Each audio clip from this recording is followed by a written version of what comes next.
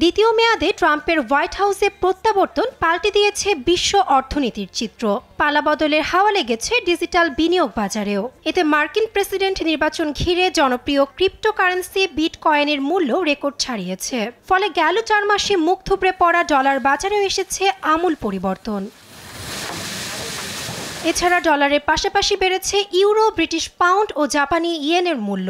তবে ডলারের চাপে নাজেহাল অবস্থা ইউরোর। নির্বাচনের শুরুর দিকে বিনিয়োগ বাজারে আধিপত্য বিস্তারের দৌড়ে এগিয়ে যায় ক্রিপ্টোকারেন্সি। এতে কারেন্সির মূল্য 30% বাগিয়ে নিতে সক্ষম হয় তারা, যার দরুন মঙ্গলবার বিটকয়েনের মূল্য প্রায় 90,000 মার্কিন ডলার ছুঁয়ে যায়। এত অল্প সময়ে এমন সাফল্যে ক্রিপ্টো ফ্রেন্ডলি ট্রাম্পকে সাধুবাদ জানাচ্ছেন বিনিয়োগকারীরা।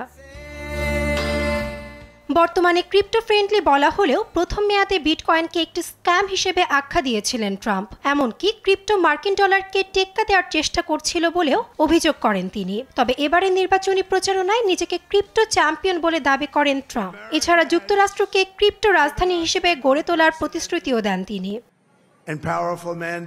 এ বিষয়ে সিডনির এক অর্থনৈতিক বিশ্লেষক বলেন, ট্রাম্প বিশ্ব অর্থনৈতিক বাজারের কাছাকাছি থাকতে পছন্দ করেন, কারণ তিনি ক্রিপ্টো ও মুদ্রা বাজারের নিজের কর্তৃত্ব স্থাপন করতে চান। চলতি বছরের সেপ্টেম্বরে বিশ্ব স্বাধীন অর্থনীতি নামে ট্রাম্প একটি নিজস্ব ক্রিপ্টোকারেন্সি কোম্পানি চালু করেন বলেও জানান এ বিশ্লেষক।